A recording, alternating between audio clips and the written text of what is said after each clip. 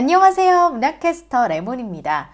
오늘 함께 볼 작품은 1962년 춘향이의 마음이라는 시집에 발표된 수정가이고요. 이 시집은 박재삼 시인의 첫 시집이었다고 합니다.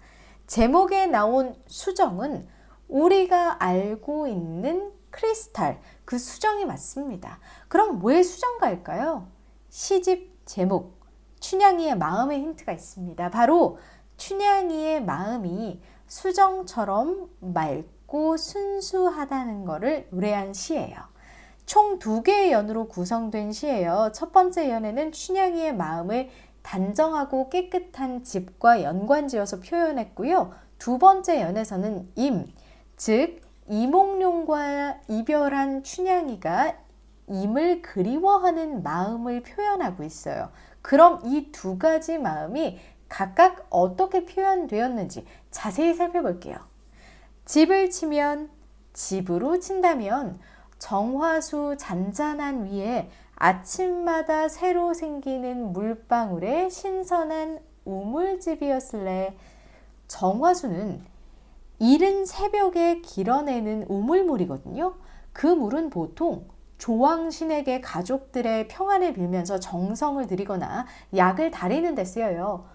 보통은 해석에 맑고 깨끗하며 단정한 우물집이다 이렇게 표현이 되어 있는데요. 조금 더 기억하기 쉽게 이렇게 생각해 보면 어떨까요? 새벽에 우물이 잔잔한 거예요. 그런데 춘향이가 아침마다 이도령이 얼른 과거에 급제해서 돌아오도록 빌기 위해서 물을 뜨는 것이요. 그러니 두레박을 내리면 첨벙하고 새로운 물방울이 신선했겠죠? 그리고 우물이 있는 집을 우물집이라고 이야기를 해요. 그러니까 단정하면서도 그리워하는 일을 생각나게 하는 그런 집, 그런 마음이 춘향이 마음이다 라고 이야기할 수 있지요.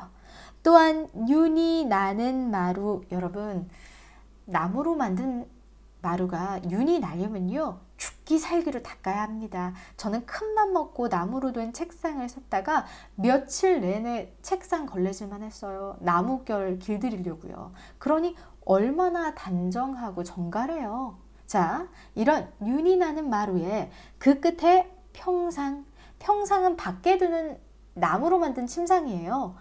평상에 가라앉은 뜰하게, 집 앞에 뜰을 뜰하기라고 합니다. 물냄새 창창한 그런 집이었을래. 자, 창창하다. 무엇이 창창할까요? 물냄새가 창창하대요. 그런데 여기에서 우리가 알고 있는 물은 정화수와 아침마다 새로 생기는 물방울이죠. 이 두 가지와 연관지어서 창창하다의 의미를 생각해 볼게요.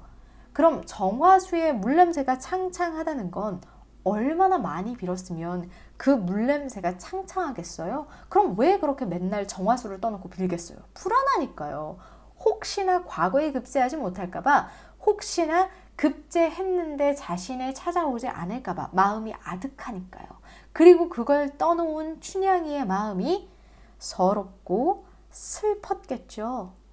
그리고 하나 더, 그 물은 하늘의 빛을 받아 푸르르겠죠. 보통 푸르르다라는 색깔은 변치 않는다는 의미로 사용되니까요. 물냄새가 창창하다는 건 변함없는 춘향이의 사랑이라고 봐도 무방하겠죠.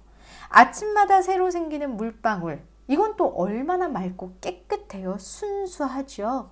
자, 지금까지 여러 번 이야기했지만 다시 말하면 춘향이의 마음이 이렇다, 이렇게 맑고 창창하다라고 할 수 있죠. 서방님은 바람 같단들. 자, 여기서 이몽룡은 바람 같은 존재예요. 바람? 어떻죠? 여러분 바람 불면 옆에 왔구나 하고 바로 느낍니까? 아니죠. 미처 존재를 인식하기도 전에 휙 하고 사라져 버리잖아요. 그런 안타까운 존재라는 거죠. 어느 때고 바람은 어려울 따름 그 옆에 순순한 쓰러지는 물방울의 찬란한 춘향이 마음이 아니었을래. 여기서 명확해지죠. 이몽룡이 바람이라면 춘향이는 물방울, 물이에요. 어느 때고 올 바람, 그리고 그 옆에 순순히 쓰러지는 물방울이니까 여기서 물방울은 맑고 깨끗하지만 바람이 한번 휙 하고 불어가면 흔들리는 존재, 즉 수동적이고 소극적인 태도를 그립니다. 수동적이고 소극적이라고 무조건 나쁘게만 보실 필요는 없어요. 동시에 이 부분은 지고지순한 춘향이의 마음을 가리키기도 하니까요. 누구를 좋아하면 사람이 그렇잖아요. 이 연에서는 임과 이별한 춘향이가 임을 그리워해요. 하루에 몇 번쯤 푸른 산 언덕들을 눈아래 보았을까나. 그러면 일렁여 오는 푸른 그리움에 어울려 흐느껴 물살 짓는 어깨가 얼마쯤 하였을까나. 이 부분은 이도령에 대한 그리움이 강하게 표현된 부분이에요. 그리워서 어깨를 흔들며 눈물을 지었다고도 생각할 수가 있죠. 진실로 우리가 받들 산신령, 즉 소원이 이루어지는 순간은요, 그 어디에 있을까마는 산과 언덕들의 만리 같은 물살을 굽어보는 춘향은 바람에 어울린 수정빛 임자가 아니었을까나. 즉 춘향이는 그 소원이 언제 이루어지든 그녀의 마음만은 수정과 같이 맑고 순수해서 그 어디에서든지 바람과 조화를 이루는 존재, 임과의 사랑이 변치 않을 사람이라는 거죠. 이 시를 조금 찾아보신 분이라면 한국적인 한의 정서, 정한의 정서가 드러났다라는 구절을 보신 적이 있을 거예요. 한국적인 한이라는 건 물론 방대한 논의할 거리가 있겠지만요. 복잡하게 생각하실 필요는 없어요. 아주 오래오래 마음속의 아픔을 누르고 참고 기다린다라는 뜻이에요.